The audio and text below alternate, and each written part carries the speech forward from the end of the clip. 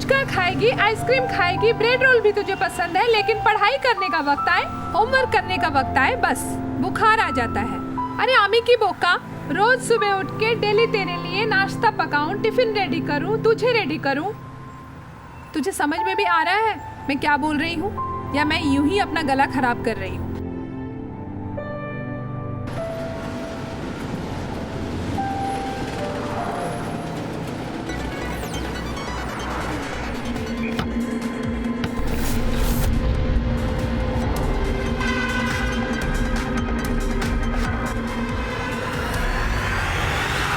देख टिमली, मैंने आखिरी बार भी तुझे लास्ट वार्निंग दी थी, आज भी बोल रही हूँ, पढ़ाई तो तुझे करनी पड़ेगी, कोई बहानेबाजी नहीं चलेगी।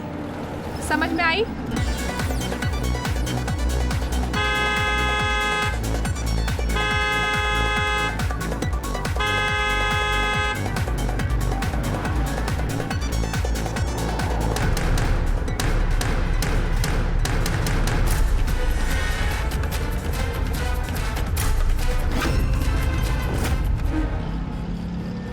हे भगवान, वो क्या है? ए तिमली, नंबर नोट कर।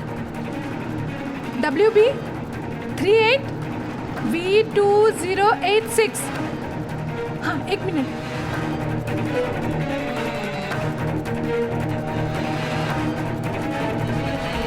एक 00।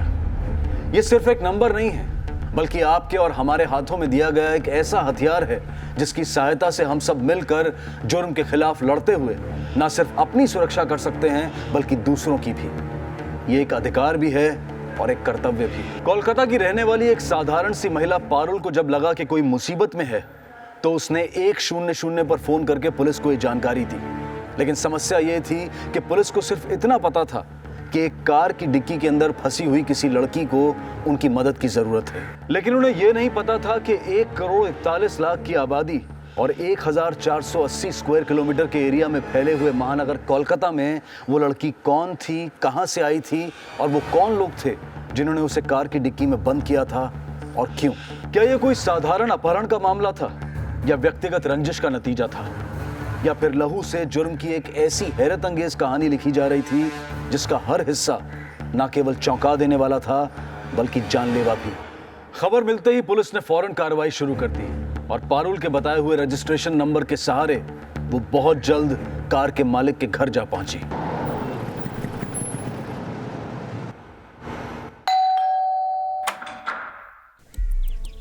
जी सब इंस्पेक्टर उत्पल दास।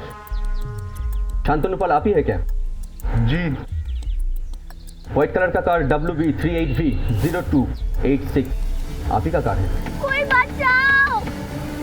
जी ये कार मेरे नाम पर है, पर मेरी बेटी सुवर्णा इस्तेमाल करती है। आपकी बेटी अब कहाँ है? सुवर्णा, यदि कैशो।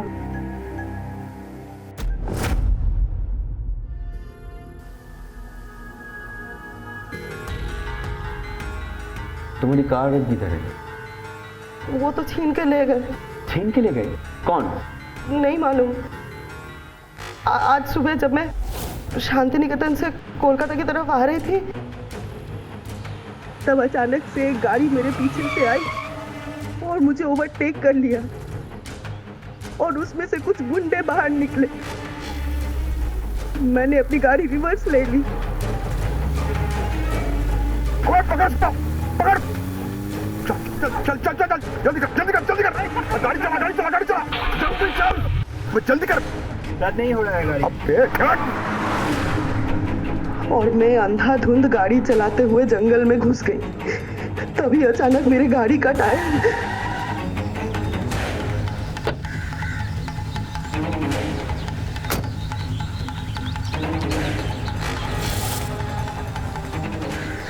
इसको भी अभी पंक्चर होना था।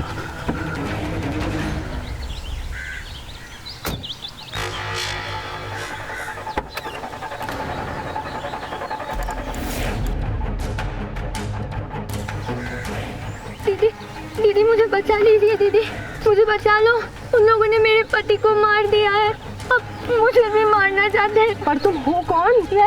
मैं रेशमा। वो लोग मुझे जबरदस्ती उठाकर लाए हैं। आप जो वो होटल में खाने के लिए रुकी थी ना, तब मैं चुपके से आपकी गाड़ी में बैठ गई। मुझे बचा लो दीदी। इसका मतलब ये लोग तुम्हारी वजह से मेरे पीछे पड़े थे। अच्छा तुम एक काम करो, तुम बाहर आओ। तुम बाहर आओ, मैं पुलिस को फोन करती हूँ। शिट, इसका नेटवर्क भी अभी नहीं लग रहा है। शिट।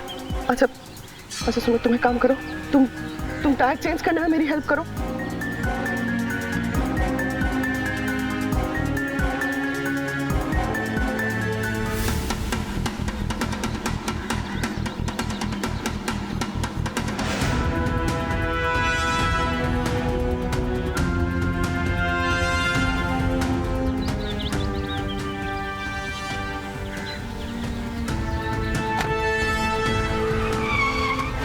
दीदी वो लोग आ गए। दीदी दीदी वो लोग आ गए।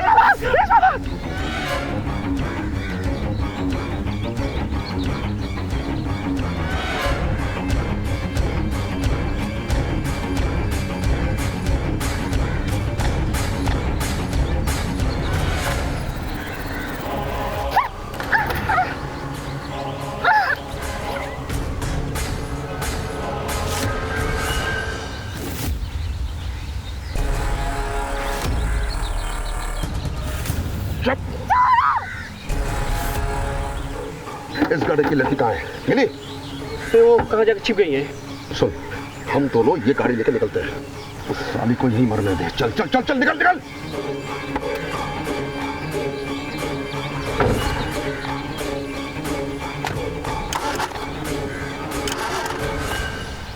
स्टार्ट नहीं हो रहे। प्रयास, तुम सब एक के एक नालायक हो। सुन, लगता है ये गाड़ी का बैटरी खराब है। आसपास किसी गैरेज में जाके ये बैटरी चेंज करके जल्दी अपना अड्डे में आ।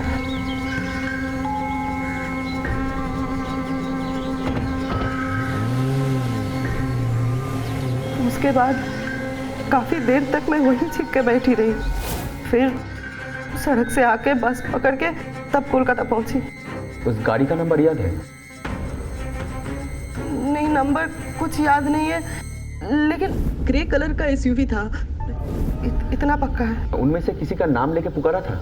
नहीं, मुझे कुछ याद नहीं आ रहा, लेकिन जो मेन आदमी था उसके लंबे बाल थे और उसने कैप पहना हुआ था। मुझे और कुछ याद नहीं आ रहा है। उसके बाद से ये बिल्कुल डरी हुई है। Hello hello, ACP Indrajit here. Grey colour के एसयूवी का नंबर पता नहीं चला, मगर उसका स्टार्टिंग प्रॉब्लम हो रहा था। आसपास के कोई गैरेज में वो बैटरी चेंज करने वाले थे। ओके, ये वारदात कहाँ हुई? बोलपुर के चौहट्टे गांव के पास। ओके, कुछ और डिटेल मिले तो मुझे तुरंत इन्फॉर्म करना।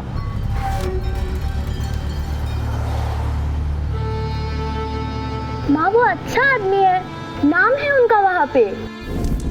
पर तुम इतनी दूर अकेले कैसे रहेगी बेटी? माँ अब बाबा नहीं रहे तो किसी ना किसी को तो टाका पैसा कमाना ही पड़ेगा ना। और फिर मैं अगर वहाँ जाऊंगी तो इन दोनों का पढ़ाई लिखाई और बाकी सब खर्चा भी हो जाएगा। और फिर बाद में आप लोग भी वहाँ आ जाना।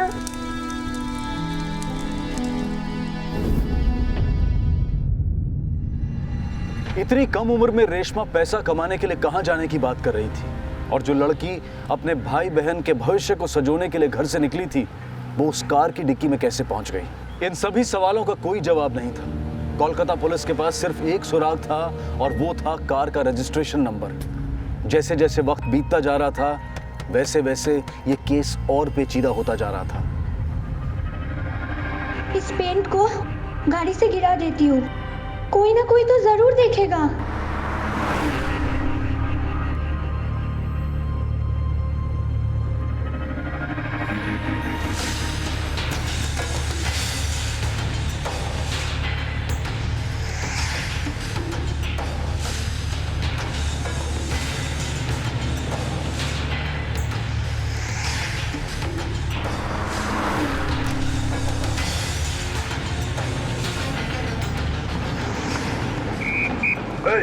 सटकर, सटकर, सटकर, सटकर।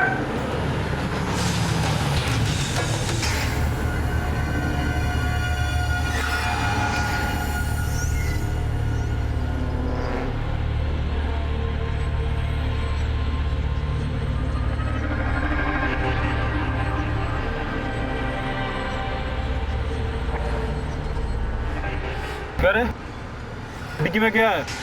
हाँ क्या सर? कुछ भी तो नहीं है सर। कुछ भी नहीं?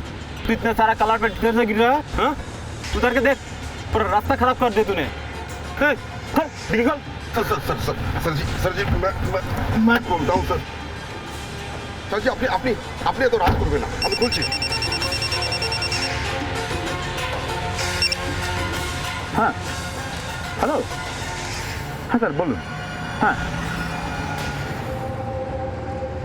হ্যাঁ হ্যাঁ হ্যাঁ okay sir. Hello control room या हेलो, एक मारुति गाड़ी है वाइट रंग की, प्राइवेट नंबर है।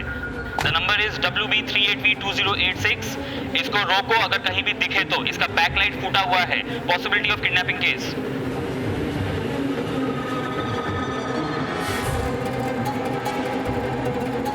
The number is WB38V2086। चल डिक्की खोल, चल डिक्की खोल, उतर डिक्की खोल, डिक्की खोल, डिक्की खोल, हाँ डिक्की।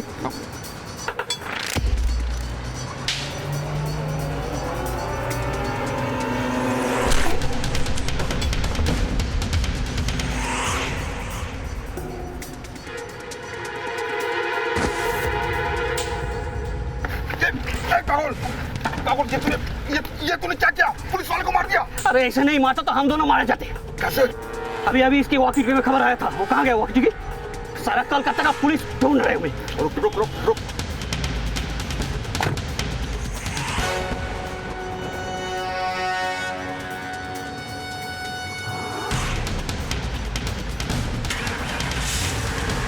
एक तरफ जहां अपना फर्ज निभाते हुए कोलकाता पुलिस का कांस्टेबल शहीद हो गया था, वहीं दूसरी तरफ वेस्ट बंगाल पुलिस ने एक पल की भी देरी ना करते हुए चौहट्टा गांव के आसपास उन गुंडों की एसयूवी की तहकीकात शुरू कर दी थी। उसका नंबर नोट किया? हाँ सर, उसका नंबर है WB20U0955।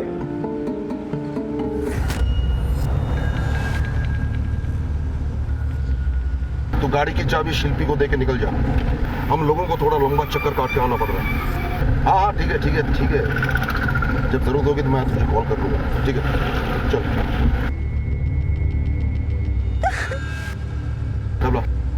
हाँ hello control room here. Grey colour की एसयूवी का रजिस्ट्रेशन फॉल्स है। ऐसी गाड़ी का आरटीओ में कोई भी रजिस्ट्रेशन नहीं है। हेलो, मेरा नाम मानिक दास है सर। मैं गोल्फ क्लब रोड से बोल रहा हूँ। यहाँ पे एक बाइक लावारिस पड़ा हुआ है और एक पुलिस का वॉकी टॉकी पड़ा हुआ है सर, टूटा फूटा। क्या नंबर है बाइक की? WB01AG9815।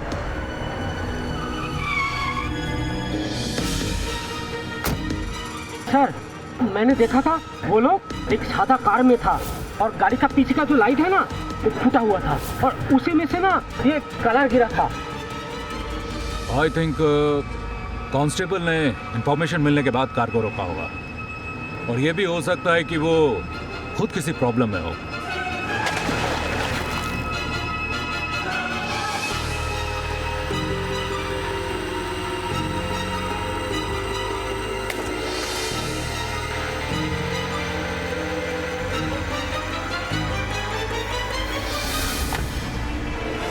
सर ये पेंट पीछे से आ रही है, इसका मतलब वो लोग बीटी रोड से आ रहे थे और अभी साउथ कोलकाता की तरफ जाते हुए टॉलीगंज की तरफ मुड़ गए सर।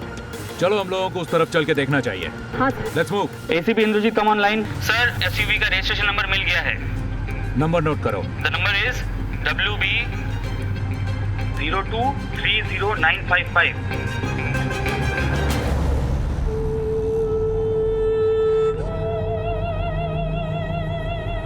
ये बिंदी लगा के तुम कितनी सुंदर लग रही हो, पता है तुम्हें?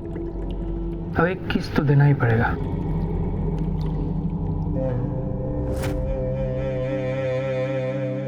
अब 21 मैंने दिया है तो तुम भी 21 दो। नहीं, लेट हो रहा है, चलो। तो क्या हुआ, तुम नहीं दोगी तो और ज्यादा लेट होगा। कपड़ा पहनने जाओ। जाओ।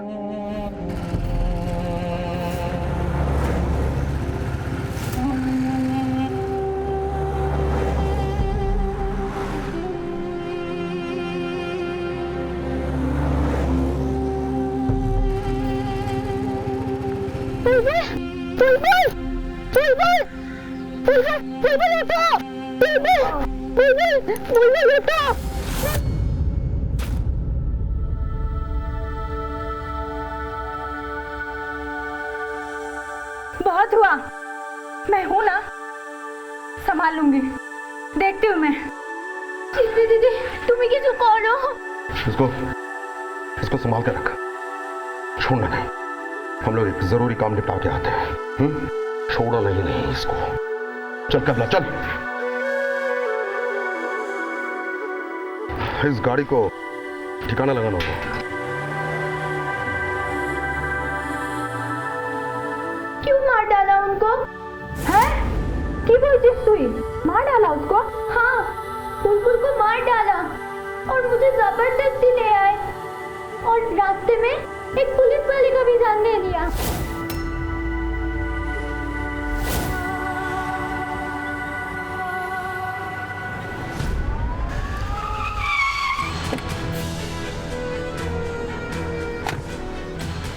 सर, 2 आदमी हमारा दुकान के सामने गाड़ी छोड़ के चला गया सर, इसलिए मैंने थाना में फोन किया सर। सर पूरा ब्लड ही ब्लड। हाँ, गाड़ी तो वही है। अच्छा ये बताइए, वो लोग यहाँ गाड़ी पार्क करके गए कैसे? सर वो लोग तो ऑटो पकड़ के चले गए। किस तरफ? सर कपड़डांगा की तरफ। वो ऐसे ही आए थे और ऐसे ही चले गए। सर इसका मतलब यही है जो लोग कपड़डांगा के आसपास करीब है 3-4 किलोमीटर के अंदर है। इसका मतलब कपड़डांगा के आसपास कोई ऐसी जगह है जहाँ वो लोग छिप सकते हैं? सर इतना बड़ा एरिया, हमारे पास ना लगेगा कोई फोटो, ना किडनैपर का था सबूत। ये भी नहीं पता ये लड़की को लेकर वो लोग क्या करेगा। लेकिन हमें इतना पता है कि किडनैपर में से एक का हुलिया कैसा है। ये भी पता है कि एक दिन पहले खुद का एसयूवी का इस्तेमाल कर रहा था वो। मैं मानता हूँ कि वो काफी नहीं है, लेकिन अपराध को रोकने और अपराधियों को पकड़ने के लिए इन्हीं क्लू के सहारे हम लोगों को आगे बढ़ना होगा। सच्ची बोलो, तुमने क्या बुलबुल दा को मार डाला? हाँ मार दिया, क्योंकि उसने गद्दारी किया था, जोगादा से धोखा किया था उसने। और वो पुलिस वाला, उसको क्यों मार डाला? अगर उसे नहीं मारता तो पुलिस और गवर्नमेंट दोनों मिलकर मुझे फांसी पे लटका देती। अगर उनसे मैं बच भी जाता तो जोगादा मुझे नहीं छोड़ता, मरवा देता। मगर अब मेरा क्या होगा? सोचा है तुमने? तुमने पुलिस वाले को मारा है ना? वो लोग तुम्हें छोड़ेंगे नहीं, कहीं भी जाके छुपोगे तुम्हें ढूंढ निकालेंगे। और इसके बाद क्या मैं इसको जेल में पैदा करूंगी? तो मैं क्या करूं? अब मैं क्या करूं? इसको छोड़ दो यहाँ पर और निकलते हैं यहाँ से। दिल्ली मुंबई कहीं भी चले जाएंगे। पागल हो गई है क्या? पागल हो गई है? उसको दिल पे छोड़ दे। हैं? वो पुलिस को सब उगल देगी, उसके बाद तुम लोगों का क्या होगा? सोच रहा है? वो सब मुझे नहीं पता, बस इतना जानती हूँ अगर इसको हम लोग नहीं छोड़ेंगे ना तो मैं तुम्हें छोड़ के चली जाऊंगी। अपनी पत्नी के बेहोश होने के बावजूद भी बंका जिसका फोन उठाने पर मजबूर हो गया था, जिसका नाम मोबाइल पर पढ़ते ही वो बुरी तरह से घबरा गया था, कौन था वो जोगादा? हाँ जोगादा नमस्कार। ठिकाने लगा दिए लड़की को? यहाँ पे गंडगोल हो गया है जोगादा, क्या करूं कुछ समझ में नहीं आ रहा जोगादा।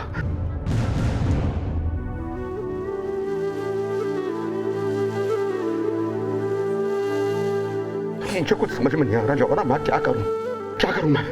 मार डाल उसको।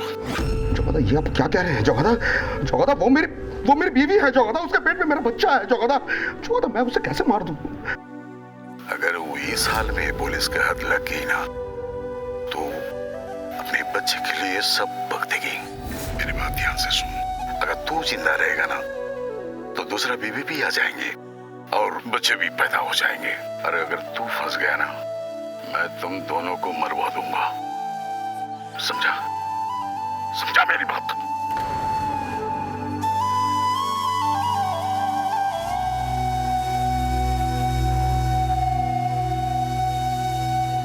दूसरी तरफ पुलिस उनके ठिकाने तक पहुंचने के लिए हर मुमकिन कोशिश कर रही थी। बिना किसी सुराग के अपराधियों तक पहुंचने के लिए पुलिस ने उस एरिया में पूछताछ शुरू कर दी। उसके पास लंबा सा मतलब बड़ा गाड़ी है और उसके अंदर एक आदमी है जिसका बाल लंबा लंबा है, देखा है इसको? और उनके पास एक व्हाइट मारुति भी थी। हाँ साहब, ठाकुरबाड़ी में रहने वाले कुछ लोग एक बड़ा सा गाड़ी में घूमता है। और कुछ पता है इसके बारे में? सर वो लोग अक्सर पाना सिगरेट के लिए यहाँ पर आते हैं, लेकिन ज़्यादा बात नहीं करते। कुछ झोलझल किस्म के लोग मालूम होता है सर। ये ठाकुरबाड़ी है कहाँ? हॉस्पिटल मोड़ से आगे लेफ्ट में घर है, पूल के पास, वही है ठाकुरबाड़ी। ठीक है, लेट्स मूव। ये कोलकाता का मौसम भी बड़ा अजीब है, कभी धूप है तो कभी बारिश है।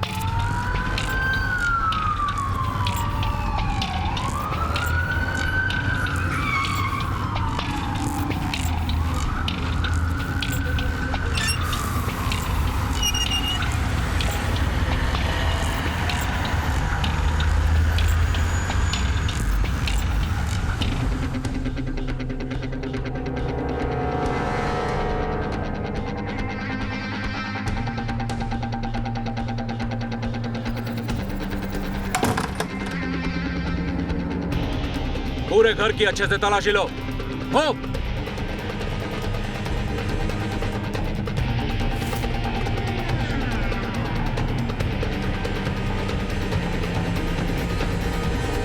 सर, यस, ये पर्स मिला है। सर, ये 24 परगना के दौतोपुकुर से कोलकाता तक का है सर। 4 दिन पहले का है। हाँ सर। मतलब वो लोग उस लड़की को किसी जगह से उठा के लेके आए थे। सर जल्दी आइए। Call the ambulance and the forensic department. Okay sir. एक लड़की उम्र करीब 18-20 साल की, उसका हस्बैंड को मर्डर करके कल उसको किडनैप किया था। कुछ पता है इसके बारे में? नहीं सर, आजकल मैं तो ऐसे किसी को देखा ही नहीं। ये ठाकुरबाड़ी किसकी है? सर इसका मालिक लोग वो यूएस है ना, अमेरिका, वहीं पर चला गया सर। सब एक घर कई साल से बंद था, इसलिए गुंडे लोग जबरदस्ती घुस गए। एक ग्रे कलर की एसयूवी देखा है आपने यहाँ पे? हाँ, वही गाड़ी में तो वो लोग आता जाता था। और कौन कौन आता था यहाँ पे? और तो कोई नहीं। हाँ, मगर 2-3 महीना में नया नया लड़की लोग इधर आते थे, फिर चले जाते सर। उस गाड़ी को आखिरी बार कब देखा आपने? करीब 1.5 घंटा पहले वो 2 आदमी आके फिर चला गया। सर वो जो लड़की का मर्डर हुआ ना, कोई लड़की हमेशा इधर ही रहता था सर। साथ में कोई लड़की थी? लड़की नहीं, लड़की तो नहीं देखा। सुवर्णा ने इंस्पेक्टर को बताया था कि रेशमा की उम्र लगभग 16-17 से ज्यादा नहीं थी और जो लाश पुलिस को ठाकुरबाड़ी में मिली थी वो एक 26 से 27 साल की प्रेग्नेंट औरत की लाश थी। ठाकुरबाड़ी में रेशमा और गुंडों की गैर मौजूदगी इस बात को भी साफ जाहिर कर रही थी कि रेशमा को यहाँ से ले जाया गया है और संभव है कि वो अब भी जिंदा है। पड़ोसियों से पूछताछ से इतना साफ हो गया था कि ठाकुरबाड़ी और प्रोस्टिट्यूशन का गहरा रिश्ता है, लेकिन एसीपी इंद्रजीत के अनुसार वेश्यावृत्ति से जुड़े लोग सरेआम दिन दहाड़े पुलिस कांस्टेबल की हत्या करने का जोखिम नहीं उठा सकते। ऐसे में एसीपी ने तय किया कि लाश की फोटो दत्तपुकुर पुलिस स्टेशन भेजकर पता किया जाए कि वो लड़की कौन है और उसका दत्तपुकुर से क्या रिश्ता है। Ravindra, yes sir. ये औरत 4 दिन पहले हमारे दत्तपुकुर एरिया से कोलकाता गई थी, जहां उसका संबंध एक किडनैपिंग केस के साथ जोड़ा गया है। पता करो ये कौन है।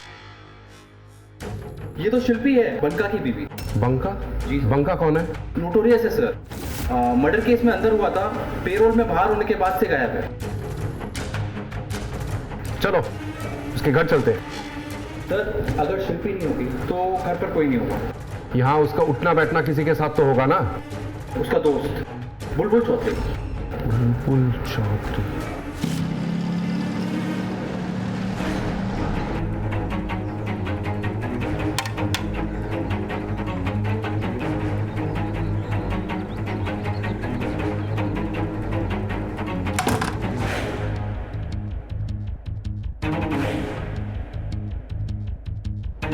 अब तक रेशमा को लग रहा था कि उसके पति की मौत हो चुकी है, लेकिन सच्चाई उसकी सोच से उलट थी।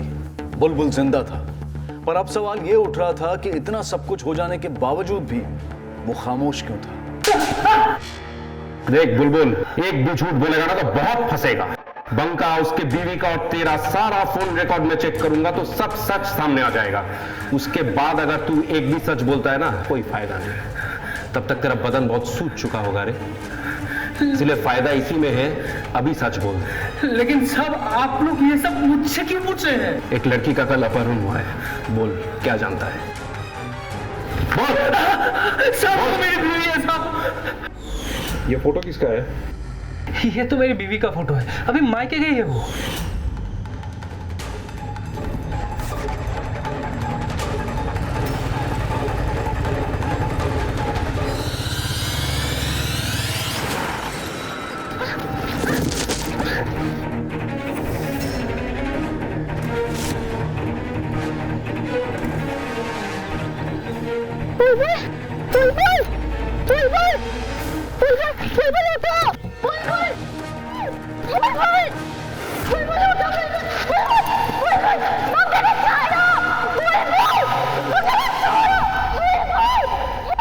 बंका दोस्त था ना तेरा, और ऊपर से तू उसकी बीवी की मदद भी करता था, फिर उसने तेरे साथ ऐसा क्यों किया?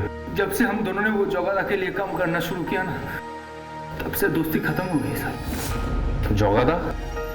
मतलब वो जो उस एरिया का नेता है? अरे साहब वो तो ऊपर से नेता है साहब, अंदर से साला बांग्लादेश में लड़कियों का बंदोबस्त करता है वो।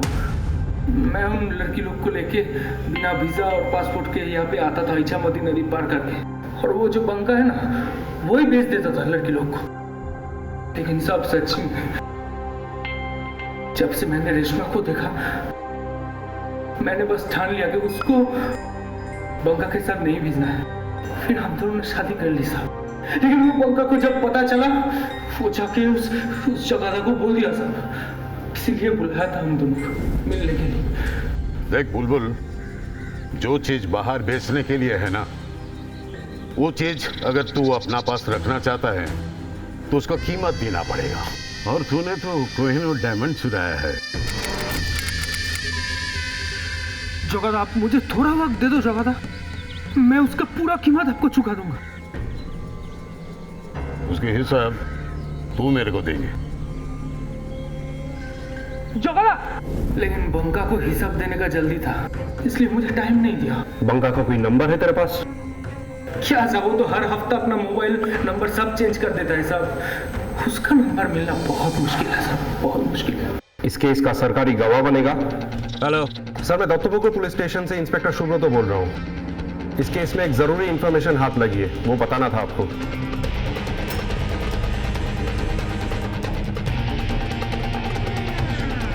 सर, मुझे आपकी एक मदद चाहिए। I need a permission. Don't worry, हो जाएगा। Right sir. ऑफिसर, अब क्या बोल रहे हो? अब कुछ पता है? सर, ये मैं नहीं बोल रहा हूँ, किसी ने ब्लेम किया है आपके ऊपर। अरे बकवास, ये सब बकवास है ये सब। अरे कोई एक पागल आदमी मेरे बारे में आपको कुछ बोले, अब मेरे से पूछताछ करने चले आए हो। आपको सीनियर ऑफिसर का नाम बताओ, उसका नाम बताओ, मैं बातचीत कर लूंगा। सर, मेरे से बड़े सीनियर ऑफिसर्स की तो लंबी लिस्ट लग जाएगी। किस किस का नंबर दूं आपको? आप सिर्फ इतना कीजिए, बता दीजिए बंका का कोई नंबर है कि नहीं आपके पास। अरे बाबा, उसका नाम तक पता नहीं मेरे को, अब नंबर से पूछ रहे हैं। Thank you very much sir, लगता है आपसे दोबारा मुलाकात करना पड़ेगा।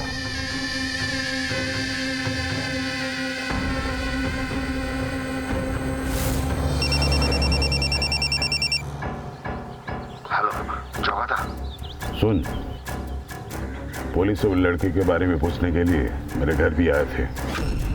मुझको लगता है वो बुलबुल ने सब बक दिया। दादा, अब मैं क्या करूं? उस लड़की को मार डाल, वरना आज नहीं तो कल वो सबूत और गवाह दोनों बन जाएगी। दादा, उस लड़की के चलते मुझे बहुत नुकसान उठाना पड़ा। कम से कम मैं बेचूंगा तो 1-1.5 लाख तो कमा ही लूंगा। कमाने के चक्कर में अपना जान मत गवा। वो लड़के को वहीं खत्म करके देश का बॉर्डर क्रॉस कर जा। बॉर्डर क्रॉस करने के बाद बंदोबस्त मैं कर देता हूँ। जोगादा, जोगादा। सर, मुझे आपकी एक मदद चाहिए। I need a permission. हो जाएगा। अब तुम गए जोगादा। सर, उस लड़की का जान खतरे में है। बंका किसी भी समय उसको मार सकता है। बंका का फोन ट्रेस कराओ इमीडिएटली। ऑलरेडी ट्रेस करना शुरू कर दिया है। गाड़ी सॉल्ट लेक के आसपास कहीं न्यू टाउन की तरफ जा रहा है। मैं आपको गाड़ी का नंबर तुरंत ही भेजता हूँ। Over and out.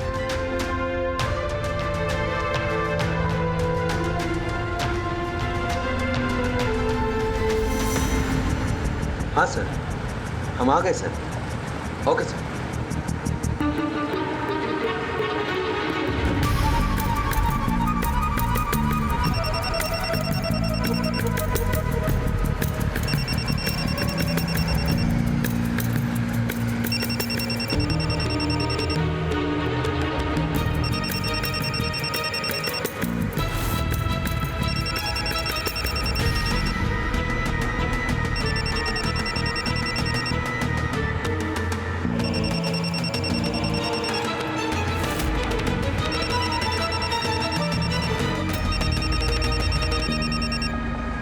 ये फोन कहाँ से मिला?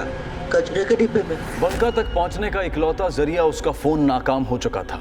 सुबह से लेकर अब तक पुलिस ने अपनी तफ्तीश से मामले को काफी सुलझा तो लिया था, लेकिन बंका अब भी आजाद घूम रहा था और उसकी आजादी का मतलब था रेशमा की बर्बादी। शाम ढल चुकी थी। कोलकाता शहर और रेशमा की जिंदगी पर रात गहराने लगी थी। मैंने वो फोन सॉल्ट लेक मार्केट में फेंक दिया था। अब देखना है कि वो पुलिस वाला साला अगर फोन का ट्रेस करेगा भी, वो उधर सॉल्ट लेक में जाके मरेगा। मुझे पता था ऐसा ही होगा। अपराधी अपने आप को बहुत चालाक समझता है, लेकिन वो ये भूल जाता है कि हमें उनकी हर चाल समझने की आदत होती है। बंका ने आधा घंटा पहले अपना मोबाइल सॉल्ट लेक में फेंका है। इसके बाद वो लड़की को मारने या ठिकाने लगाने के लिए कोई भी सुनसान जगह ढूंढेगा। मगर तू इस लड़की का क्या करने वाला? जगदा ने कहा था उसे मार डाल, पर मैं सोचता हूँ नहीं, उसे मारने से पहले उस साली के साथ थोड़ा मजा लिया जाए। फिर साली को ठिकाने लगा के आज हम बॉर्डर क्रॉस कर जाएंगे। लेकिन ये सब करेगा किधर? इस एरिया में बाईपास के आसपास यही एक जगह है जहां यह काम वो आसानी से कर सकता है। Are you sure, sir? वो ऐसे ही करेगा? हाँ, अपराधी के दिमाग से सोचो। सॉल्ट लेक में कोलकाता पुलिस की हद खत्म होती है और बंगाल पुलिस की हद शुरू होती है। यहाँ से भीड़ भाड़ में वो वापस नहीं जाएगा। कोलकाता में तो चारों तरफ भीड़ ही भीड़ है। फिक्र मत कर, एक जगह है जहां इस वक्त कोई नहीं होता। सामने राजरहाट बाईपास है और रात के समय वो बिल्कुल सुनसान रहता है और उनके लिए यही आसान होगा कि उस लड़की को यही मार के सीधा एयरपोर्ट पकड़ते हुए बॉर्डर की तरफ बोंगा जाए, और इसके लिए वो कोई भी पब्लिक ट्रांसपोर्ट यूज कर सकता है। अपनी गाड़ी लेकर हम आगे नहीं जा सकते। रोड पर हर जगह पुलिस चेक कर रही होगी। एक काम करते हैं, राजारहाट मोड़ के पास हम किसी बस पर चढ़ जाते हैं जो दमदम जाती हो। दमदम जाके लोकल ट्रेन पकड़कर हम कोलकाता से दूर निकल जाएंगे। सर फिर तो एक ही जगह जाओ से लेके जा सकते हैं, और वो जगह इस वक्त बिल्कुल सुनसान रहती है सर। कौन सी जगह? इको विस्टा वाला area sir. Eco Vista.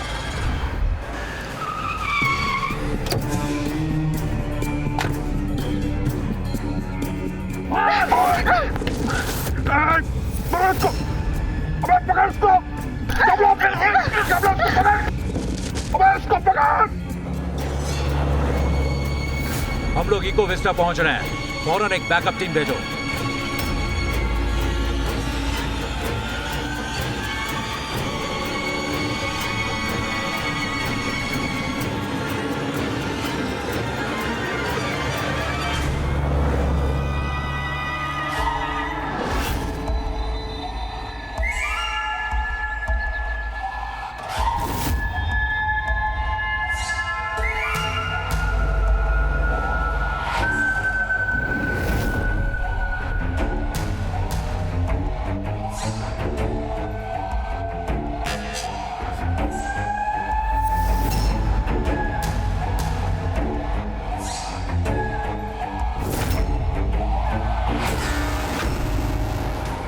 Eco Vista आ गया।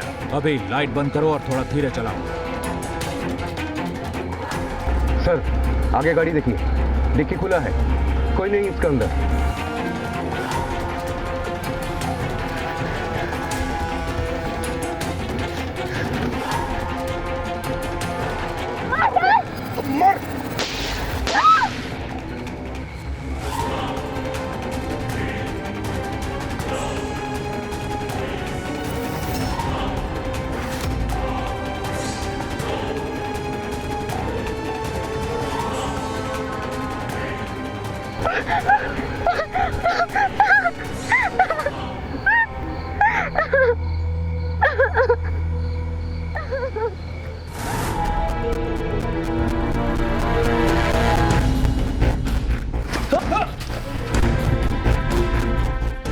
अरे चलो, या मेरी मैयत पे ही बाहर निकलोगी?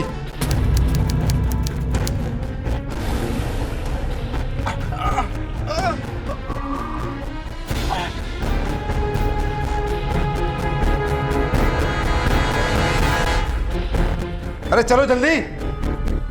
चलिए जी।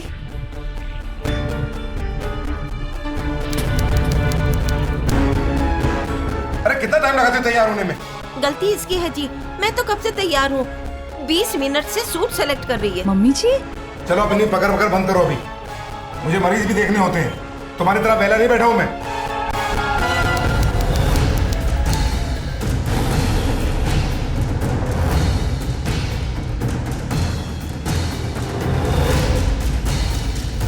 चलो जल्दी आओ, चलो। और तू किथे चली उड़ियां मार दी? पापा जी इसके साथ। क्यों? तू बॉडीगार्ड है उसकी, जो इसे कोई उठा के ले जाएगा जो तू साथ होगी तो? कोई फूटे भागों वाली शुभ काम के लिए जा रहे हैं हम इसे साथ लेके। अगर तुझे साथ लेके जाएंगे तो बच्ची कुछ शांति भी भंग हो जाएगी। पापा जी अब कब तक एक बात को लेकर बैठे रहेंगे? जब तक तेरी अर्थी नहीं निकल जाती इस घर से। चल जा अंदर।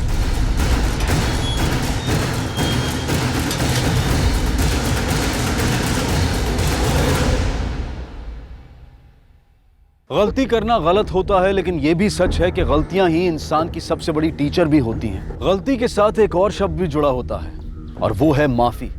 और एक सवाल भी उठता है कि क्या हर गलती माफी के काबिल होती है? आज की जो कहानी हम आपको दिखाने जा रहे हैं उसका भी यही मुद्दा है, जहां कुछ लोगों ने गलतियां की जिनमें से कुछ गलतियां माफी के काबिल थीं लेकिन उन्हें माफ नहीं किया गया, और कुछ गलतियों को माफी के काबिल ना होने पर भी नजरअंदाज कर दिया गया।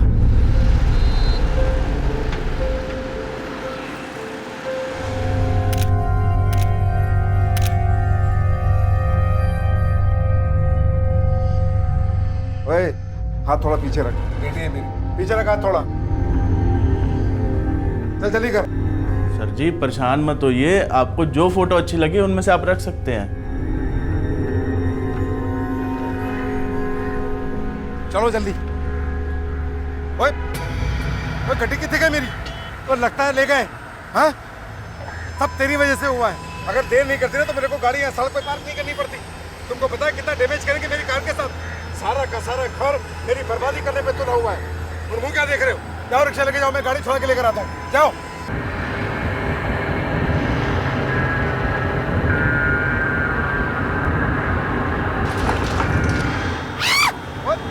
वो तेरी, ओए!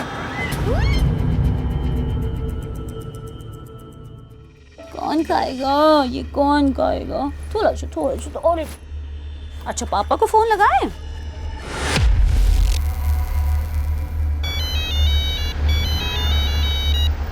हेलो। हाँ कहाँ हो तुम? हाँ बाबा आ रहा हूँ बस 10 मिनट में। और हाँ सुनो, खाना मत खाना। अरे मैं लेकर आ रहा हूँ। अच्छा ठीक है, जल्दी आ जाओ। बस रोक दो।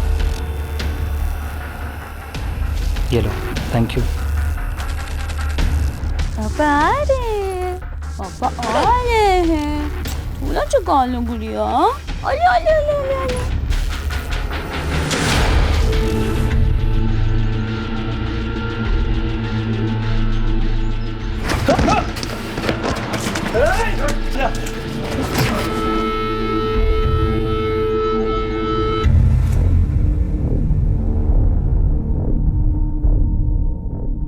चल मुंह खोल। हाँ मुंह बंद कर। बस अभी 24 घंटे में तू बिल्कुल ठीक हो जाएगा, ठीक है? पक्का ना? स्टैम्प पेपर पे लिख के दूं? अरे मैंने इलाज किया तो ठीक होगा ही। चलो अभी मुझे और भी मरीज देखने हैं, चलो जल्दी।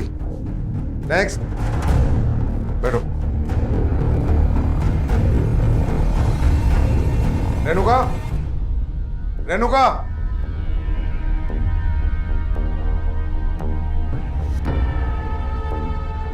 कुछ नहीं होगा, कोई दिक्कत की बात नहीं, ठीक है? क्या कर रही है तू यहाँ? समझे?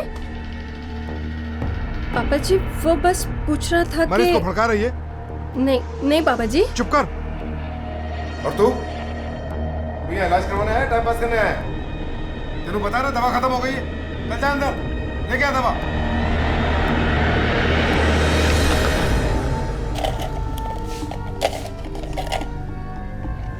आप प्लीज़ रोइए मत। आप तो जानते हो डॉक्टर साहब को, वो ऐसे ही है। अब कौन क्या कर सकता है बताइए। राजस्थानी का दवाखाना यही है? हाँ जी यही है। कहाँ है वो? अंदर। अरेस्ट करने आए हो या इलाज करवाने? जो भी है जल्दी बोलो, बाहर मेरे और भी पेशेंट हैं। आपके दामाद नवीन पर कल रात हमला हुआ है, उसी सिलसिले में आए।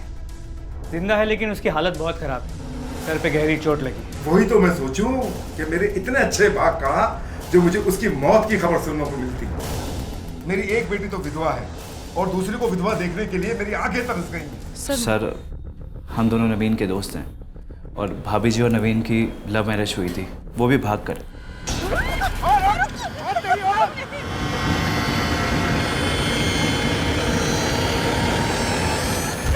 तुम लोग भी ना सही में किडनैपिंग कर रहे हो क्या? अब हटाओ ये सब, डर लग रहा है तुम लोगों को देख के।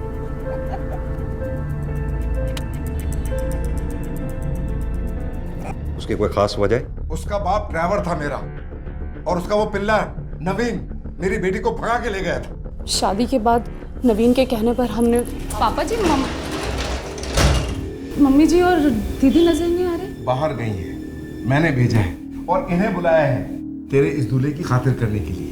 देख क्या रहे हो? शुरू जाओ, तोड़ दो इसके। नवीन उठो, कभी माफ नहीं करूंगी आपको इसके लिए मैं। चल निकलो तो, और मुड़ के मत आना थे। चलो। सर एक बार पहले भी इसने नवीन को बहुत मारा था और सर जान से मारने की धमकी भी दी थी। हाँ दी थी धमकी। मैं तो अब भी चाहता हूँ कि वो मर जाए, लेकिन उसके गंदे खून से मैं अपने हाथ रंगना नहीं चाहता। अरे एक नंबर का लालची है वो नवीन, पैसे पे नजर थी उसकी मेरी और मेरे क्लिनिक पे, और मेरी बेटी उसी का साथ दे रही है। मैं भी बहुत बिजी हूँ। वैसे भी कोई सबूत है तुम्हारे पास? नहीं ना? तो जाओ ढूंढो सबूत, जब मिल जाए तब आना। Next patient. निहायत ही बददिमाग, बदतमीज और पागल किस्म का आदमी है ये डॉक्टर। मुझे लगता है नवीन पे अटैक इसी ने करवाया होगा सर। लेकिन एक बात है, उसने पहला हमला शादी के 2 महीने बाद कराया, उसे इतनी ही नफरत थी, तो दूसरा हमला इतने टाइम बाद क्यों कराएगा? फिलहाल तो नवीन पे जहाँ अटैक हुआ था मैं वहाँ जा रहा हूँ। सुनसान एरिया है, देखता हूँ पूछताछ करके किसी ने अटैकर्स को देखा हो तो। ठीक है, बताना मुझे। ठीक है सर, चलो गाड़ी सीधी ले लो। ठीक है, फाइल भिजवा दीजिए। राजेश, वो नवीन वाले केस का क्या हुआ, कुछ पता चला? सब तक कुछ पता नहीं चला, लेकिन डॉक्टर का फोन आया, नवीन को होश आ गया। मैं अस्पताल जा रहा हूँ उसका स्टेटमेंट लेने के लिए। उम्मीद है कुछ पता चल जाएगा। हमें बताइए कि उस दिन क्या और कैसे हुआ। सर उस दिन मैं रिक्शा से उतरकर घर जा रहा था, किसी ने मेरे सर पे, फिर मैंने उसे पकड़ लिया। वो छुड़ाने की कोशिश कर रहा था, मेरी आंखों के सामने अंधेरा छा गया। उन दोनों में से किसी का चेहरा देखा है आपने? नहीं सर, उन्होंने मुंह पर रुमाल बांध रखे थे। आपकी बीवी और आपके दोस्तों ने बयान दिया है कि ये हमला शायद आपके ससुर ने कराया है। आपको भी ऐसे ही लगता है? नहीं अश्मिता, हम बिना किसी सबूत पे उन पर ऐसा इल्ज़ाम नहीं लगा सकते। पर नवीन, हो सकता है उन्होंने। अश्मिता प्लीज, सर मुझे जो पता था मैंने आपको सब बता दिया, इसके आगे मुझे कुछ नहीं पता।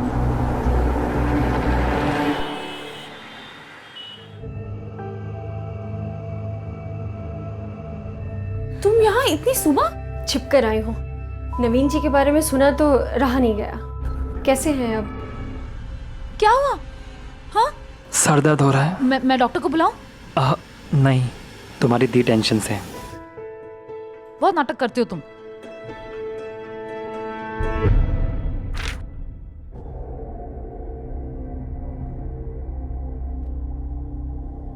मैं क्या जी, एक काम वाली रख ले, मेरे कमर का दर्द बढ़ता जा रहा है। क्यों? वो पिछली बारी नौकर रखे से याद है कि तसी उसने? वो ड्राइवर का बेटा तेरी बेटी को लेकर भाग गया था, और अब एक और नौकर रख लूं, हैं? ताकि कोई नया कांड करवा लूं। और वैसे भी खाली बेटी रहती है, तू करती की है?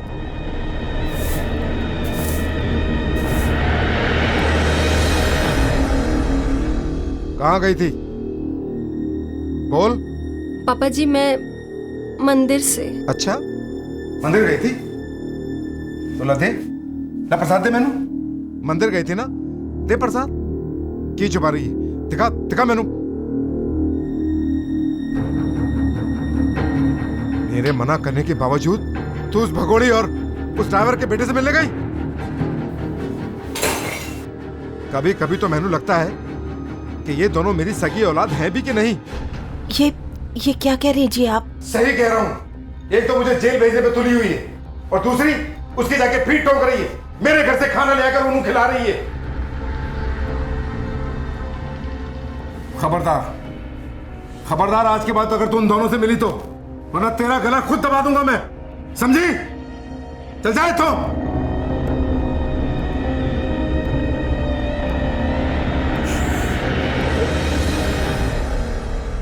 अब गलती नहीं करेगी, अब गुस्सा थूक दीजिए। ये हमदर्दी का नाटक मेरे साथ मत कर, तू भी ऐसी है। ये दोनों लड़कियां तेरी ही पैदाइश हैं। चल जा, अभी मेरा नहाने का पानी भर।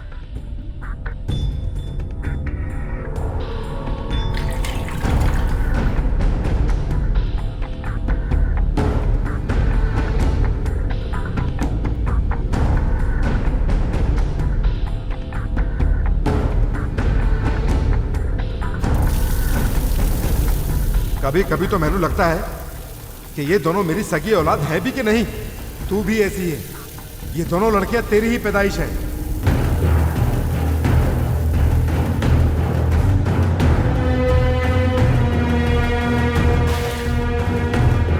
पानी तैयार है, आ जाओ।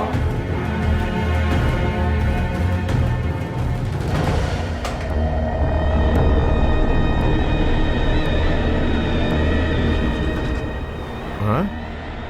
इसका टेस्ट अजीब सा क्यों है?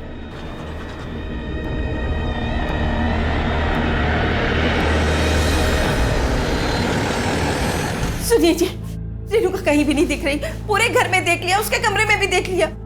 कहीं भाग तो नहीं गई अपनी बहन की तरह? कैसी बात कर रहे हैं जी? उसका सारा सामान कमरे में पड़ा है। अगर भागती तो सामान लेके नहीं जाती। सर जी, क्या बात है? रेणुका क्लिनिक पे तो नहीं आई? नहीं जी, मुझे तो सुबह से नहीं दिखी। तो फिर कहाँ जा सकती है? गई होगी अपनी बहन और जीजा के पास। आने दे आज उसे, उसकी टांगे तोड़ के रख दूंगा। मम्मी जी आप परेशान मत होइए। हाँ कुछ पता चले तो मुझे बताइएगा। हाँ ठीक। नमस्ते। दीदी का कहीं पता नहीं चल रहा है। मम्मी जी को भी कुछ नहीं पता है और कंपाउंडर को भी कुछ नहीं पता है। मुझे लगता है पुलिस में कंप्लेंट करनी चाहिए हमको। मुझे डर लग रहा है। नहीं जी सर, मेरा कोई हाथ नहीं है उसे गायब करने में। और झूठ बोल रही है। तो आप ही बता दीजिए सच क्या है। कहाँ है आपकी बेटी? और मैंने की पता, विधवा थी, चली गई अपने किसी यार के नाम फिर से घर बसाने के लिए। आप कह रहे थे आपकी बहन अक्सर परेशान रहा करती थी, कोई खास वजह? हाँ जी सर, ये है वजह। सर मेरी बहन ने भी मेरी तरह लव मैरिज की थी, पर उसकी किस्मत खराब थी तो शादी के 1 साल बाद ही एक्सीडेंट में उसके पति की डेथ हो गई। इस वजह से वो वापस घर आ गई और जब वो घर वापस लौट के आई है ना सर, इन्होंने उससे भी उतनी नफरत की जितनी मुझसे करते हैं। लेकिन फिर भी उसको घर में रखा था मैंने। हाँ रखा था, पर किस तरह याद है आपको? तेरे भागने का जितना दुख था मुझे, आज उतनी खुशी हो रही है तेरी उजड़ी हुई मांग देखकर। आना पड़ा ना, वापस आना पड़ा ना इस घर में। अब सुन, अगर तुझे इस घर में रहना है तो मेरे नियम से रहना होगा, वरना डूब मर किसी कुएं में, कूद जा, मैंने कोई फर्क नहीं पहनता। सर जब नवीन हॉस्पिटल में एडमिट थे तब दीदी उन्हें देखने आई थी और तब दीदी को जान से मारने की धमकी दी थी पापा जी ने। मुझे तो लगता है इन्हीं का हाथ है, आप पता लगाइए। हाँ, मरवा दिया मैंने उसको, और मैंने तेरे पति को मरवाने की कोशिश की थी। मुझे और कोई काम धंधा थोड़ी है। रोज सुबह उठता हूँ, नाश्ता करता हूँ और निकल जाता हूँ कत्ल करने के लिए, है ना? देखिए साहब, इस सब नाटकबाजी के लिए आपके पास टाइम होगा, मेरे पास टाइम नहीं है। जब तक मेरे खिलाफ कोई ठोस सबूत हो, प्लीज मुझे परेशान मत करना। सानी साहब, अपनी आवाज और अपने अंदाज को जरा शराफत के दायरे में रखिए। मुझे अपनी दवा बेचने की कोशिश हरगिज मत करना। जब जब हमें आपकी जरूरत पड़ेगी आपको बुलाएंगे और आप आएंगे भी। अगर नहीं आए तो आपको उठा के लाएंगे, समझे? हमने आपकी FIR दर्ज कर ली है। जैसे ही कुछ पता चलेगा आपको इन्फॉर्म कर देंगे। Thank you sir. Thank you. ये आदमी बहुत अजीब है। सही कह रहे थे, इस आदमी के घर में एक के बाद एक 2 वारदातें हुई। पहले नवीन पे अटैक, फिर बड़ी बेटी गायब। कुछ तो मसला है। एक काम करो, इसकी फैमिली के बारे में जरा आसपास पूछताछ करो। जी सर।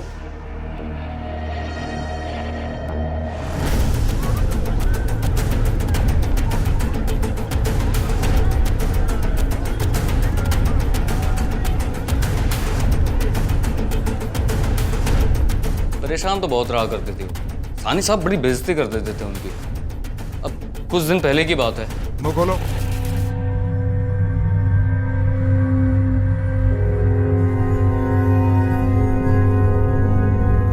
अब कौन से राजकुमार के सपनों में खोई है मरजानी?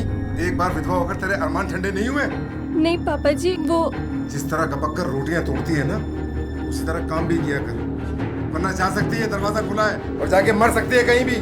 सॉरी पापा जी। लेकिन ये तो आम बात थी सानी साहब के लिए, हमेशा ऐसे ही पेश आया करते थे उनके साथ। इसके अलावा और कोई खास बात जो रेणुका से जुड़ी हो? नहीं साहब, ऐसा तो कुछ नहीं था।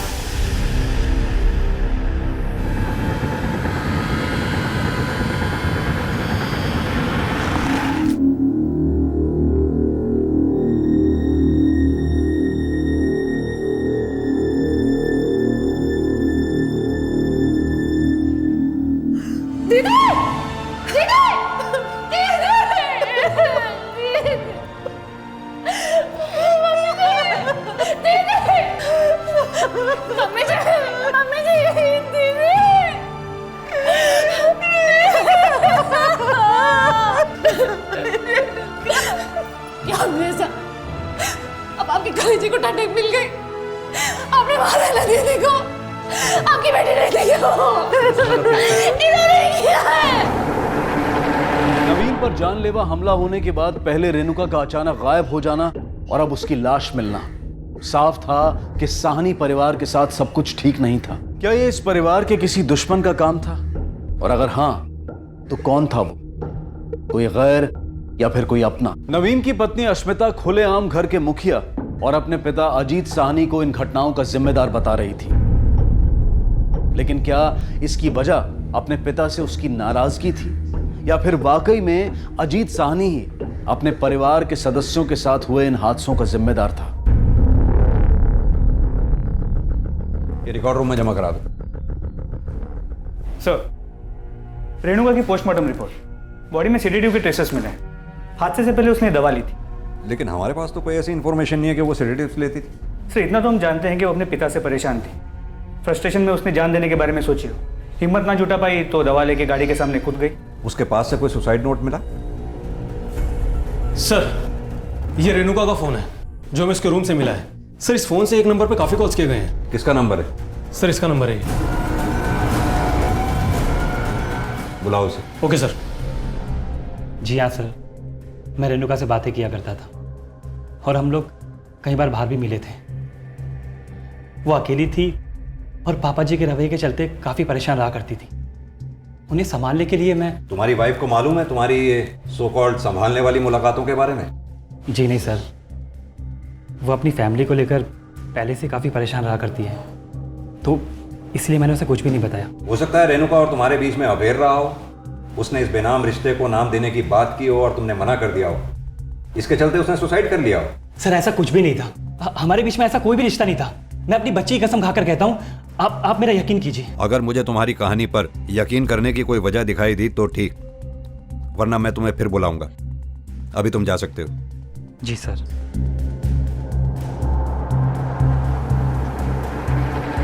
मेरी पीठ पीछे मेरी बहन के साथ ये सब करते शर्म नहीं आई तुमको? मैं ही अंधी थी जो तुम पे भरोसा किया। तुम पागल हो क्या? पुलिस का ठीक है, बट तुम कैसे हो सकती मेरे बारे में ऐसा? सफाई देने की कोई जरूरत नहीं। मैं अपनी बच्ची को लेकर जा रही हूँ, ऐसा नहीं रहना तुम्हारे साथ मुझे। मेरी बात सुनो प्लीज। मैं अपनी बच्ची कसम खाकर कहता हूँ, ऐसा कुछ भी नहीं। मैं सिर्फ तुम्हें प्यार करता हूँ और किसी को भी नहीं। बस मेरा यकीन करो प्लीज।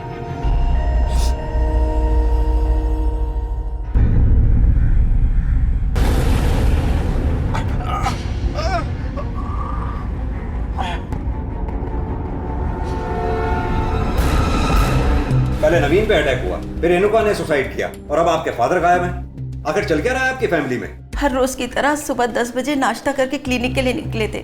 फिर कंपाउंडर का 11 बजे फोन आया कि हेलो। मैं परेशान हो गई क्योंकि वो क्लिनिक के लिए ही कह के निकले थे। मुझे लगा शायद किसी काम से गए होंगे, लेकिन जब शाम तक कोई खबर नहीं आई तो मैंने अश्मिता को फोन किया। हेलो अश्मिता। ठीक है, अभी तो आप लोग जाइए। जैसे ही हमें कोई खबर मिलेगी आपको इन्फॉर्म कर देंगे।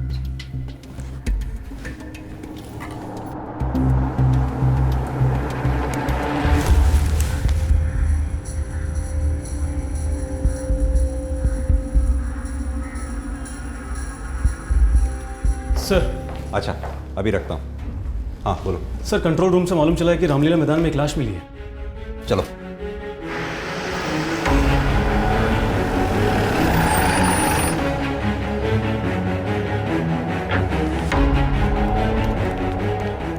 सर मैंने ही आपको फोन किया था, ये लाश मिली है।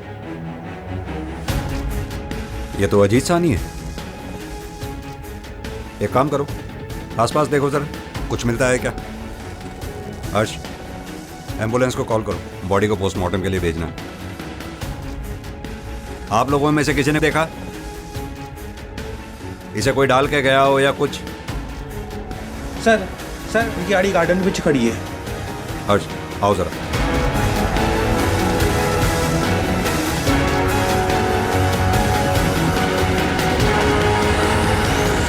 क्या मर गए? नहीं नहीं, ये नहीं हो सकता। पता नहीं भगवान मुझे किस चीज की सजा दे रहा है।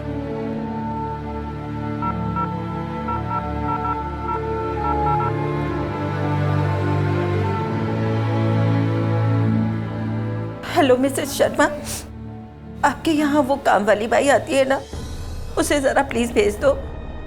नहीं नहीं, अपने लिए आज से ही रखूंगी। हाँ। तकलीफ तो बहुत हो रही होगी ना तुझे? हाँ? पैसे कब देगा? सत्तार भाई, मैं कोई भी बहाने नहीं बना रहा, मुझे थोड़े दिन और दे दीजिए। मैंने आपको कहा था ना कि मेरा एक बहुत बड़ा काम होने वाला है, वो हो गया है। मैं आपके सारे पैसे लौटा दूंगा, वो भी ब्याज के साथ। मेरा प्लीज यकीन कीजिए। पैसे घर पहुंचा दे, वरना तुझे समझा? रोए। सर पोस्टमार्टम रिपोर्ट के मुताबिक अजीत की मौत हार्ट अटैक से हुई थी। शक की कोई गुंजाइश नहीं है। केस को आगे इन्वेस्टिगेट करने के लिए हमारे पास कोई लीड नहीं। हर्ष, अजीत के केस में कुछ गड़बड़ जरूर है।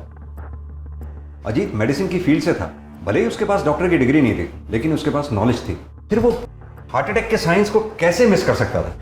उसके पास मोबाइल फोन था, एटलीस्ट मदद मांगने के लिए वो किसी को फोन करके कोशिश तो कर ही सकता था। इसके अलावा वो घर से क्लिनिक के लिए निकला, बिना किसी को बताए घर से इतनी दूर रामलीला मैदान कैसे पहुंच गया? एक के बाद एक घर में 2 मौतें होना, ऐसा कुछ तो है जो इस फैमिली में नॉर्मल नहीं है। सर अजीत की जेब से माता के मंदिर की पार्किंग स्लिप मिली थी, हो सकता है वहां से कुछ पता चले। कौन सा मंदिर? झंडे वाला। ठीक है, आओ चलें।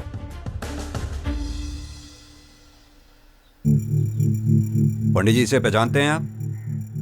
मैं जानता तो हूँ, अजीत नाम है इनका।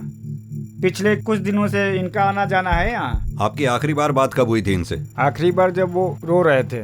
रो रहे थे? जी। कब की बात होगी? 4-5 दिन पहले।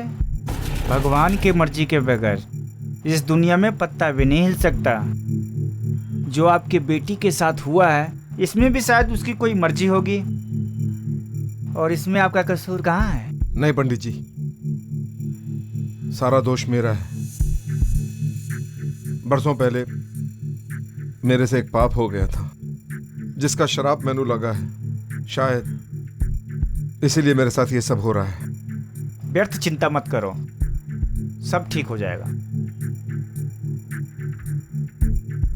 मतलब ये जो अजीत अचानक मंदिर जाने लगा, इसकी वजह रेणुका की मौत नहीं, बल्कि उसी के पापों का गिल्ट, जिसके बारे में उसने उस पंडित को बताया था।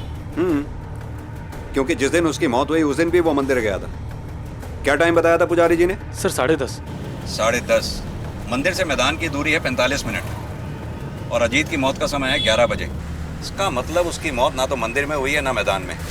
उसको जब हार्ट अटैक पड़ा तो वो रास्ते में था। अब सवाल ये है कि हार्ट अटैक में वो गाड़ी चलाकर मैदान तक पहुंचा कैसे? जरूर उसके साथ कोई था जो गाड़ी चलाकर मैदान तक गया, उसकी लाश वहां फेंकी और वहां से चला गया। सर यानी ये वो शख्स है जिसे कभी अजीत ने नुकसान पहुंचाया था? बिल्कुल हो सकता है। अब सवाल ये उठता है कि वो शख्स है कौन? अजीत ने मंदिर के पुजारी से कहा था कि उससे एक पाप हुआ है और उसी की वजह से उसके परिवार के साथ ये सब हो रहा है। ऐसा क्या किया था अजीत ने और किसके साथ? अगर ये पाप वाली थ्योरी सही थी तो कौन था वो शख्स? कोई गैर था या उसका कोई अपना?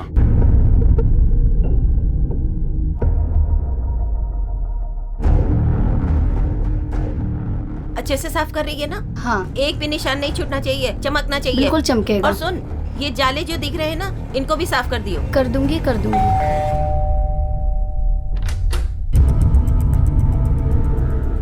तुम लोग नहीं सर, सानी साहब बड़े कड़वे आदमी थे, किसी से ढंग से बात तक नहीं करते थे, लेकिन ऐसी कोई दुश्मनी नहीं थी उनकी किसी से। कोई और बात? क्लिनिक में कभी कुछ ऐसा हुआ हो जो रोजमर्रा से अलग हो? नहीं सर, मेरी जानकारी में ऐसा कुछ नहीं। ठीक है, वो मुझे पेशेंट्स की लिस्ट दे दो।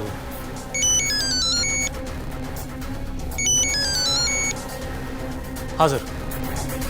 सर कुछ खास इन्फॉर्मेशन तो नहीं मिली है, लेकिन मैंने पेशेंट्स की लिस्ट ले ली है, शायद कुछ पता चले। Okay sir.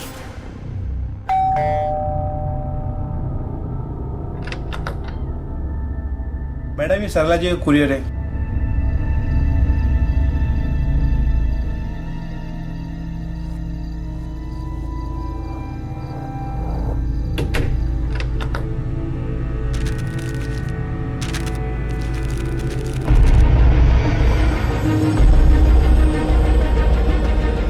मम्मी जी, कोर्ट से आए ये पेपर्स। अगले महीने सुनवाई है और आपने हमें बताया तक नहीं। पापा की पूरी प्रॉपर्टी पे आप अकेले दावा करेंगी? तेरी हिम्मत कैसे हुई मेरी चिट्ठी पढ़ने की? अच्छा हुआ जो पढ़ लिया, कम से कम पता तो चला कि क्या चल रहा है। मुझे और नवीन को कोर्ट में घसीटेंगी आप? तो जिंदगी भर तेरे बाप की ज्यादतियों को सहती रही मैं। तेरा क्या, तो शादी करके चली गई। आज जब मुझे मौका मिला है अपनी जिंदगी जीने का, तो आज आ गए हिस्सा मांगने के लिए। मैं ऐसा होने नहीं दूंगी। तुझे जायदाद में से एक फूटी कौड़ी भी नहीं मिलेगी। झेला तो मैंने भी है मम्मी जी, और आपसे कहीं ज्यादा झेला है। अच्छा, क्या झेला है तूने? हाँ, क्या भुगता है तूने, बता। छोड़िए, आप नहीं समझेंगे, पर एक बात समझ लीजिएगा, अपना हक मैं लेकर रहूंगी। अश्मिता,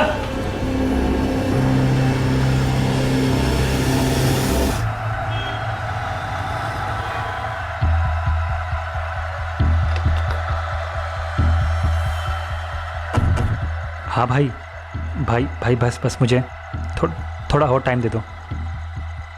मैं पक्का आपके पैसे करवा दूंगा जी।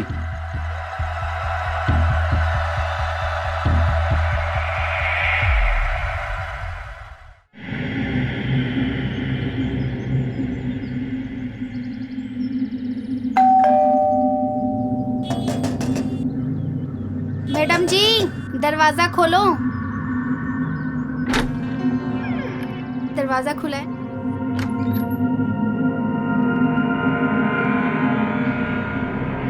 मैडम जी। तरला जी, कैसे हुआ ये सब? मैं घर में थी, तभी घंटी बजी। मैंने सोचा काम वाली आई होगी, मैं दरवाजा खोलने गई, तभी एक आदमी अंदर धक्का देके घुसाया। उसने मुंह ढका हुआ था, मेरे सर पर किसी चीज से वार किया। उसके बाद जब मुझे होश आया तो मैं यहाँ हॉस्पिटल में थी। सर, इस अजीत ने जरूर किसी के साथ कुछ बहुत बुरा किया था, और ये वही शख्स है जो ये सब कुछ कर रहा है। हो सकता है कि रेणुका की मौत भी सुसाइड ना हो के मर्डर हो। पहले उसने नवीन पे हमला किया, फिर खुद डॉक्टर अजीत को मार दिया, और अभी सरला पे हमला। हो सकता है कि ये भी उसी ने किया। भाई प्लीज छोड़ दो भाई प्लीज, भाई प्लीज छोड़ दो भाई नहीं प्लीज। पैसे देगा या नहीं देगा? भाई मुझे बस कल तक का टाइम दे दो। मैं कल आपके सारे पैसे चुका दूंगा। कल रोज नए बहाने, कल दूंगा, परसों दूंगा। सत्तार भाई का पैसा है, हजम नहीं होगा, आराम से, समझ गया? कब देगा पैसे? भाई कल तक चुका दूंगा पूरा पैसा। कल मतलब कल, आखिरी बार बोल रहा हूं, समझ गया?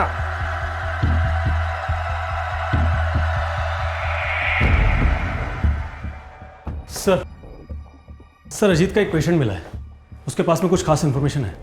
अच्छा, बुलाओ। सर, ये बात अजीत की मौत से कुछ दिनों पहले की है सर। मैं अपने दोस्त के कहने पर उनके यहाँ दमे की दवाई लेने के लिए गया था। दवाई तो मिल गई थी सर, लेकिन दवा के पेट में जाते ही मेरी हालत बिगड़ने लगी। अरे क्या हुआ? हाँ, क्या हुआ? विजय, विजय, क्या हुआ देख, संभाल, आराम से आराम से।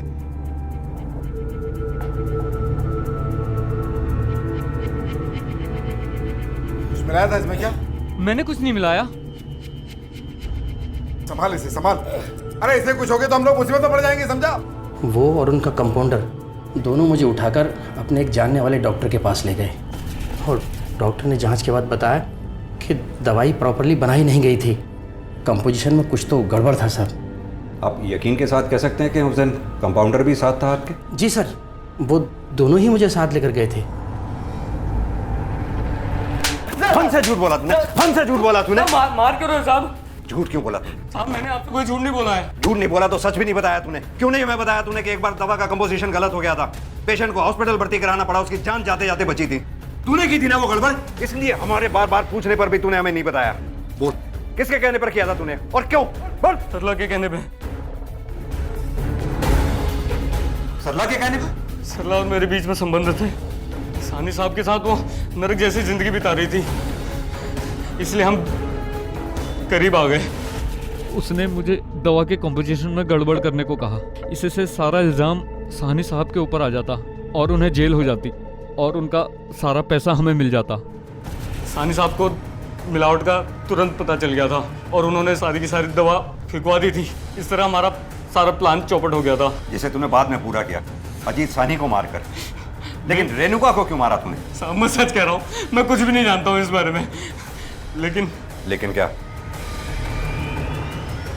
मैंने उससे शादी की थी ये सोचकर कि डॉक्टर की बीवी बनने के बाद मुझे इज्जत और आराम मिलेगा, लेकिन नहीं, उसके साथ शादी कर कर उस आदमी ने मेरे सारे सपने तोड़ दिए। जिसके चलते आप अपने पति के कंपाउंडर के करीब आ गए। हम ये भी जानते हैं कि आपने अपने अटैक का नाटक झूठा रचा था। आपके आशिक ने हमें सब बता दिया है। अश्मिता और नवीन दोनों बिना बुलाए मेरे घर पर आ गए, मेरे आके रहने लगे, जायदाद में हिस्सा मांगने लगे, तो मैं और क्या करती? मजबूरन मुझे वो नाटक करना पड़ा। आपने अपनी बड़ी बेटी रेणुका और अपने पति अजीत सानी को किसके साथ और कैसे मारा? रेणुका ने तो खुदकुशी की थी ना, और इनकी मौत तो दिल के दौरे की वजह से हुई थी ना। पहले हमें भी यही लगा था, पर हमें अब यकीन हो गया है कि उन दोनों का मर्डर किया गया है।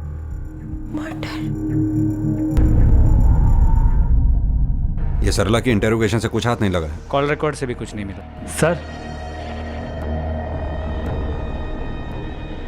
मैंने रेणुका और सानी साहब का खून किया है। मुझे मेरा जुर्म कबूल है, गिरफ्तार कर लीजिए मुझे।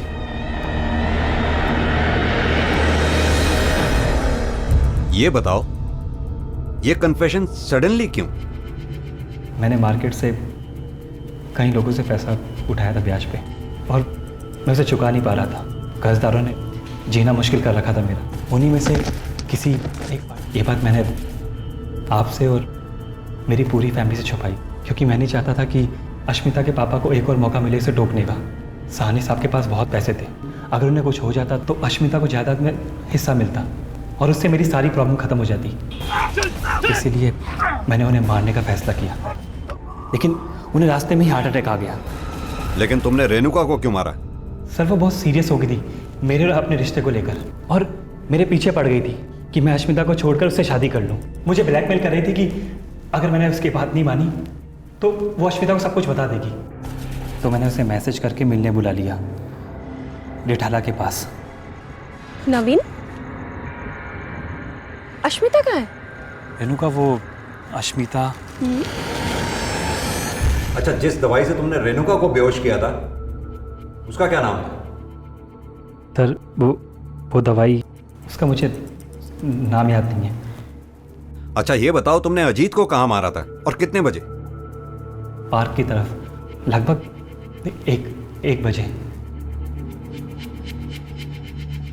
ले जाओ। चल। हर्ष, ये नवीन झूठ बोल रहा है। इसने ये कत्ल नहीं किया, क्योंकि इसे ये भी नहीं पता कि रेणुका को बेहोश करने के लिए क्या यूज किया गया था। और रही बात अजीत के कत्ल की, तो उसकी मौत ना तो मंदिर में हुई थी ना पार्क में। उसकी मौत का टाइम भी 11 बजे के आसपास का था। तो फिर ये सब किया किसने? मैं जानता हूँ किसने किया। मैंने ही मारा है अजीत साहनी और रेणुका को, पर आपको ये कभी पता नहीं चलता अगर नवीन ये सब नहीं करता। हमें पहले से ही यकीन था कि ये मर्डर तुमने ही किया है, और ये भी कि इस मर्डर में तुम अकेली नहीं हो। कौन था तुम्हारे साथ? नवीन के दोस्त विक्की और सनी। लेकिन अपने ही पिता और बहन का मर्डर क्यों किया तुमने? पैसों के लिए? पैसे? दुनिया के सारे पैसे भी मिला लो ना सर, तो वो घाव नहीं भर पाएंगे जो मेरे पापा जी और मेरी बहन ने मुझे दिया। कैसा घाव? क्या किया था उन्होंने तुम्हारे साथ? तब मैं सिर्फ 11 साल की थी। मुझे डांस का बहुत शौक था। पापा जी मना करते थे, लेकिन फिर भी मैं रोक नहीं पाती थी खुद को। इस बात को तो कई साल बीत गए, फिर बदला इतने साल बाद? क्योंकि मैंने जिंदगी भर अपने आप को रोक के रखा था। अपने पापा जी की करने की सज़ा नहीं देना चाहती थी उन्हें, पर एक दिन ऐसा कुछ हुआ कि मेरे सब्र के सारे बांध टूट गए। ऐसा क्या हुआ? हमें पैसे की बहुत ज़रूरत रहती थी सर। नवीन के पास कोई पक्का काम नहीं था, टेम्परेरी जॉब थी। उसी बीच हमारी बेटी भी हो गई। नवीन के ऊपर बहुत कर्जा बढ़ गया, लेनदारों ने हमारा जीना मुश्किल कर दिया। इन हालातों में अपने पापा जी के आगे हाथ फैलाने पड़े। बहुत ज़्यादा ज़रूरत है, मेरी छोटी सी बच्ची है। पापा जी, मम्मी जी, आपको भी मेरी हालत देख के तरस नहीं आ रहा? कुछ तो बोलिए। दीदी, तुझे तो बड़ी अकड़ थी ना अपने पति पर और अपने लिए हुए फैसले पर। उनकी होया आना पड़ा ना मेरे पास भीख मांगने के लिए। 2 वक्त की रोटी भी नहीं खिला पाया तेरा वो नवीन। उस दिन मेरे सब्र के सारे बांध टूट गए। पापा जी से तो मैं बचपन से ही नफरत करती थी। उस दिन मम्मी जी और दीदी से भी नफरत हो गई। दूसरी बार धोखा दिया था उन्होंने मुझे, इसलिए मैंने भी फैसला कर लिया कि अब मैं सबको मार डालूंगी, किसी को नहीं छोड़ूंगी। और मैंने मार दिया। बड़ी शांति मिली उन्हें अपनी आंखों के सामने तड़प तड़प कर मरता हुआ देखने में। अगर ऐसा था तो तुमने अपनी माँ को क्यों नहीं मारा? वो भी तो रेणुका की तरह खामोश थी। सही मौका देखकर अगली बारी उन्हीं की थी, उन्हें भी मार डालती हूँ। लेकिन नवीन ने अजीत ने अपनी ही मासूम बच्ची की इज्जत को तार तार करके गलती नहीं की, बल्कि गुनाह किया। और इस गुनाह को ना तो माफ किया जाना चाहिए था और ना ही नजरअंदाज। लेकिन सच्चाई जानते हुए भी ना तो सरला ने अपनी बेटी को इंसाफ दिलाने की कोई कोशिश की और ना ही अश्मिता की बड़ी बहन रेणुका ने इसके खिलाफ कोई आवाज उठाई। और उनके इसी रवैये ने अश्मिता की मासूमियत को छीनकर उसके अंदर एक लावा भर दिया जो जीवन भर उसके अंदर उबलता रहा और आखिर में उसे और उसके पूरे परिवार को ले डूबा। अब मैं अनूप सोनी आपसे विदा लेता हूं। फिर मुलाकात होगी अगले एपिसोड में एक और चौंका देने वाले केस के साथ। तब तक अपना और अपने परिवार का ख्याल रखें और देखते रहें क्राइम पेट्रोल डायल 100। सबक एक को सीख हम सबको। जय हिंद। क्राइम पेट्रोल के और भी दिलचस्प कहानी देखने के लिए हमारे चैनल को सब्सक्राइब करें और बेल आइकॉन दबाना न भूलें।